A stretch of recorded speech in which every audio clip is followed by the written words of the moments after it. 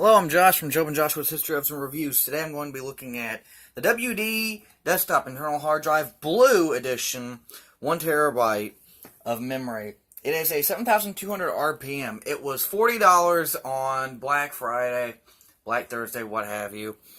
And they usually retail for $50, so you get $10 off. It's pretty good. It's better than nothing. They have a 5,400 RPM version of this, and obviously I have the 7,200 RPM. The 5,400 RPM version is about $10 cheaper, so it's $30 regularly. Or no, it should be $40 regularly, since you have the $10 off.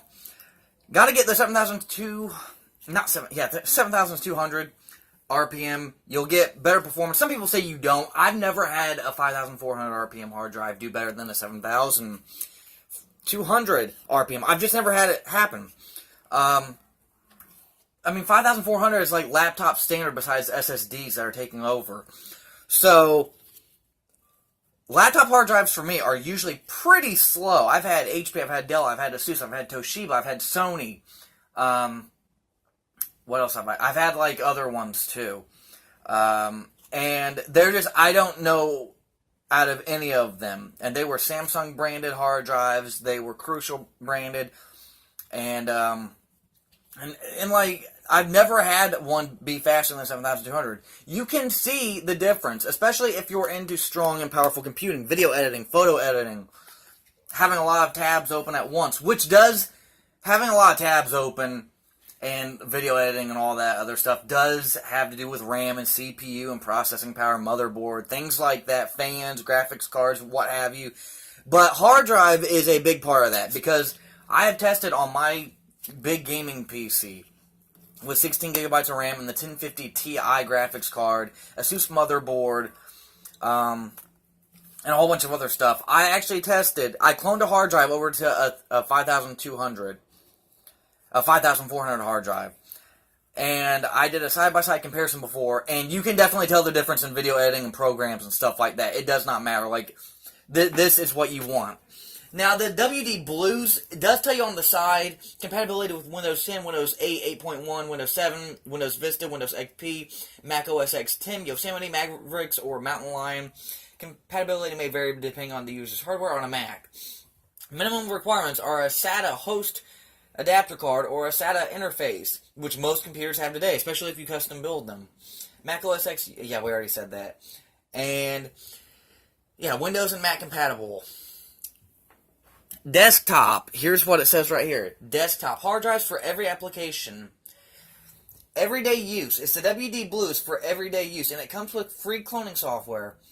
Now, it says on this checklist that it is not designed for gaming. It is not optimized for graphics, photo, and video editing. That's BS, because I've had a WD Blue before that was perfectly fine. I think the one in my computer is a Seagate that has these same specs. I had the same thing on the back of it. And it works fine for gaming and everything. I've not had an issue with it. It's not RAID ready. Home Office NAS up to 8 bays. It says that's not checked. Optimized for surveillance systems with up to 32 cameras. That's not checked. And it has a limited warranty of 2 years. If you want video editing and gaming stuff, you want the WD Black, is what it says here. But I'm pretty sure this one will do just fine. And on the other side, one desktop. Installation is step 1. Download the free cloning software from WD website. Step 2. Install hard drive. And step 3, you can upgrade easily by using cloning software to move your programs and games around. And I believe you don't have to reinstall them. I could be wrong. Some programs you have to reinstall. So, let's open this up. And it probably looks the same as any other hard drive, just with the WD logos and stuff, I mean, pretty much all hard drives look alike, at least from this generation. Because you have the older hard drives that still kind of look alike, but they require ribbons instead of data SATA ports. And I gotta say, I prefer the data SATA over the ribbon any day. You guys know that I like a lot of old stuff. I'm like, these new things just can't compare to the old one in performance and longevity. Well, I gotta say that the SATA ports are a lot easier. You just boop, boop, plug the 2 cords in, or sometimes it's a 2-in-1 cable, and bam, start it up, load BIOS, click install, or install Windows, install Linux, install Mac OS X, or clone, as this one says to do if you want. I'm trying not to damage this because you have to take it back to Best Buy. You know how they are with returns. They're not too bad. They got great customer service, but they're just, their return policy is really, really short. So I'm opening this up. This thing is just like WD. They try their hardest to make sure that your hard drive does not get damaged during shipping. Again, I got this at Best Buy. I didn't get it on BestBuy.com. So this went into a semi-truck. I think all of them go to semi-trucks too. And it does come with the cables. It comes with your instruction manual, internal hard drive with the specifications. Unpacking drive and handling it. Do not drop. It's not shock resistant. It's not shock proof. Here are the nuts and bolts that you will need if you're going to put it in a bay. I don't put mine in bays, and a lot of people are going to gasp and say, oh my god, you don't put your hard drives in bays? No. I have the main one in a bay, and the others just are somewhere in the case that they fit. Because my case is really, really weird, and even if I didn't have a case that I could fit it in, I probably wouldn't. I unplug my hard drives too much and plug other ones in. So right now, with this added to my computer, I will be at 3 terabytes of memory exactly. Right now, I'm at 2.5, but if I put all my hard drives that I have, that are just laying around somewhere, and Job's seen a lot of them, I would probably have at least 5 or 6 terabytes of memory. But yeah, here's what it looks like. It is beautiful. It smells like absolutely nothing, which I guess is okay. It has WD 1 terabyte. It has the little AR code. And specifications, more of it. This one was produced on the 2nd of August of 2017. So this one's rather new. It looks very beautiful. I love the label. WD Blue. PC hard drive. What else? Some people are going to ask about the cache, so I'm going to tell you that if I can find it. I do not see the cache, but I believe it said 64. 64 was the cache on the box somewhere. Megabytes of cache. And 12 VDC 0.55 amps. So it takes 0.55 amps, and 5 VDC, it takes 0.68 amps. So that's basically all that I see, besides, you know, serial and model number and stuff. And I'm going to do a speed test with this for you guys coming up. You really don't need to see the back side or any other side because it's basically the same except for the label, like I said earlier.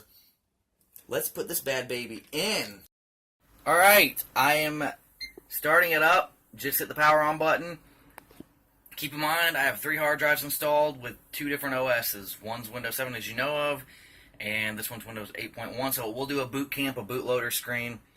So this is not how fast it would be if it just was Windows 8. It's got to do the boot camp to load Windows 7 and the 8.1 hard drive. So once I get to 8.1, that will be how long it would take. There we go.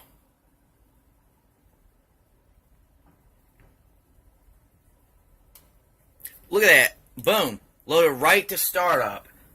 And they said this thing is not for performance. That is absolutely amazing. Because I just got done installing Windows 8.1.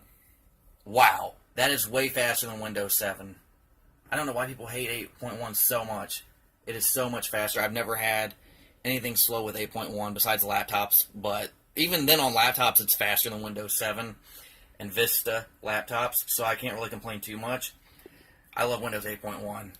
And that is the speed of the hard drive on boot up. Very impressed with that. And I'll do some video tests coming up soon on how it works with video editing and whatnot. Here it is with some multi-layer, some green screen effect, and some color correction.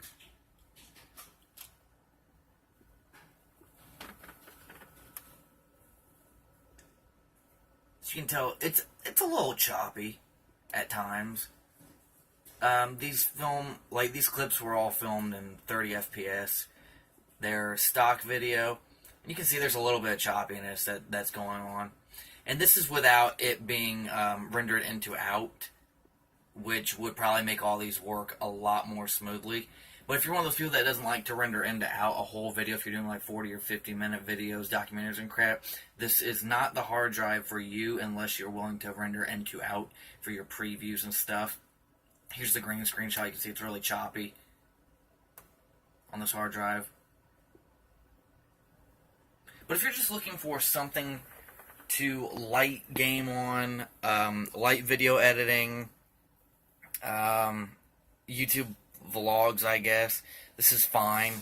But for anything major products and stuff like that, no. This is a great OS boot disk. You saw how fast it was. Windows 8 typically loads really fast on boot up.